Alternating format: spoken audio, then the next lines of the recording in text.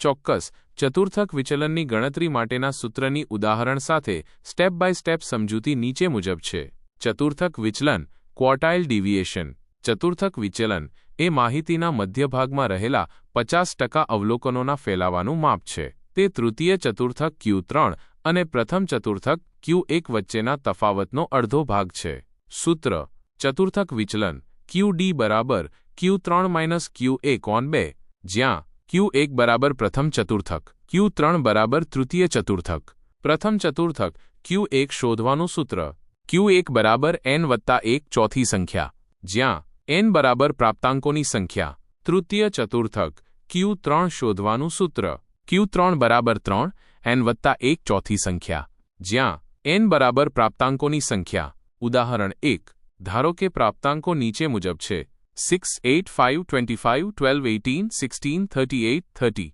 1. પ્રાપ્તાંકોને ચડતા ક્રમમાં ગોઠવો: 5, 6, 8, 12, 16, 18, 25, 30, 38. 2. પ્રથમ ચતુર્થક Q1 શોધો: Q1 બરાબર 9+1, 4 બરાબર 2.5 મીટર સંખ્યા. 2.5 મીટર સંખ્યા એટલે બીજો પ્રાપ્તાંક 6 અને ત્રીજો પ્રાપ્તાંક 8ની વચ્ચેની સંખ્યા. Q1 બરાબર 6+0.5, 8 થી 6 બરાબર 7. 3. તૃતીય ચતુર્થક Q3 શોધો: Q3 બરાબર 3, 9+1, 4 બરાબર 7.5 મીટર સંખ્યા. 7.5 મીટર સંખ્યા એટલે સાતમો પ્રાપ્તાંક 25 અને આઠમો પ્રાપ્તાંક 30ની વચ્ચેની સંખ્યા. Q3 બરાબર 25+0.5, 30 થી 25 બરાબર 27.5. 4. ચતુર્થક વિચલન QD શોધો: QD બરાબર 27.5 થી 7 બરાબર 10.25. ઉદાહરણ 2. ધારો કે પ્રાપ્તાંકો નીચે મુજબ છે: 49, 40, 59, 42, 63, 53, 45, 57, 67. 1.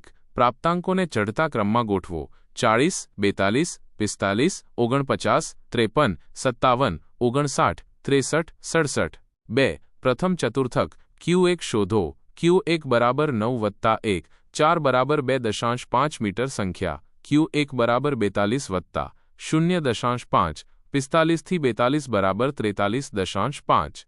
3. તૃતીય ચતુર્થક Q3 શોધો: Q3 બરાબર 3, 9+1, 4 બરાબર 7.5 મીટર સંખ્યા. Q3 બરાબર 59+0.5, 63 થી 59 બરાબર 61.